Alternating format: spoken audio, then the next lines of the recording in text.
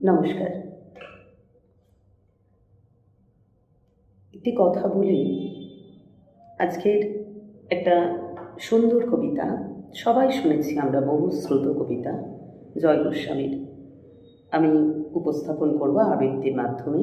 কিন্তু তার আগে আমি একটু কয়েকটা কথা বলি। আপনারা অনেকেই বলছেন, আমাকে মেসেজ করছেন যে আমি যে কবিতাগুলো বলি সেগুলো কি আমার জীবনের সঙ্গে যুক্ত।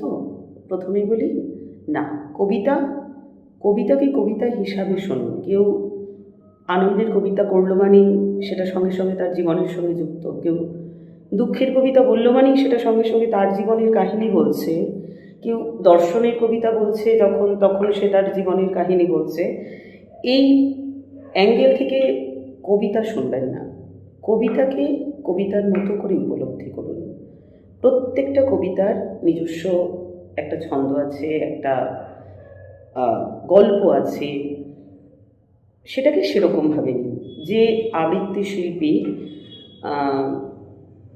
কবিতা আবৃত্তি করছেন বা যিনি কবিতা দেখে পাঠ করছেন, যখন দেখে পাঠ করি আমি বা যে কেউ, বা যখন না দেখে আবৃত্তি করা হয় যে কেউ, সেক্ষেত্রে এটা ভাবার কোনো কারণ নেই যে তিনি সর্বদাই তার জীবনের কাহিনীটাই তুলে ধরছেন।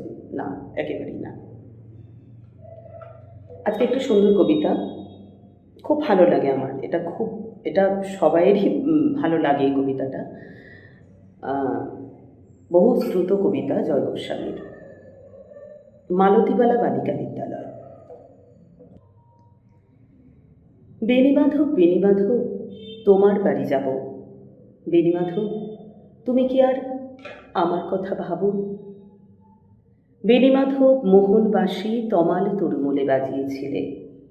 আমি তখন মালতী স্কুলে, ছোট্ট ক্লাস ঘর, ডেস্কে বসে অঙ্ক করি। বাইরে দিদিমণির পাশে দিদিমণির বর। আমি তখন নবম শ্রেণী, আমি তখন শাড়ি। আলাপ হলো বেণীমাধব, সুলেখাদের বাড়ি। বেণীমাধব, বেণীমাধব, লেখাপড়ায় ভালো। শহর থেকে বেড়াতে এলে আমার রং কালো। তোমায় দেখে এক দৌড়ে পালিয়ে গেছি ঘরে। বেণীমাধব, আমার বাবা দোকানে কাজ করে। কুঞ্জে অলিগুঞ্জে তবু ফুটেছে মঞ্জরি। সন্ধেবেলা পড়তে বসে অঙ্কে ভুল করি।